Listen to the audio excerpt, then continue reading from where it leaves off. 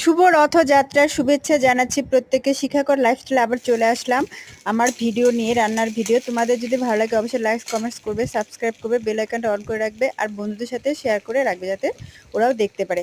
আমি আজকে দেখাচ্ছি তোমাদের একই ফোড়ন দিয়ে দুটো আইটেম আমি রান্না করবো। একটা হচ্ছে বুটের ডাল আর হচ্ছে কচু শাক, দুটোই নিরামিষ। দেখো আমি কি করেছি, কচু শাকটা ভাপ দিয়ে নিয়েছি আর ডালটা ছিটি দিয়ে নিয়েছি। এখন আমি ফোড়ন হিসেবে দিচ্ছি মৌরি, তেজপাতা, শুকনা লঙ্কা আর হচ্ছে কাঁচা লঙ্কা তো আমি কেটেই দিয়েছি, ঠিক আছে, তেজপাতা আছে।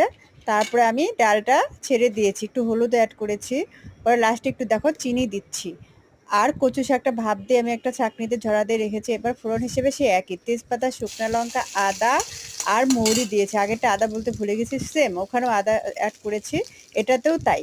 এভাবে রান্না করে লাস্টে একটু চিনি দেবে, খুব টেস্টি হবে আর ইয়ামি হবে। শুভ রথযাত্রা শুভেচ্ছা প্রত্যেকের জন্য আবার বলছি। সবাই ভালো থাকবে। ওকে, বাই।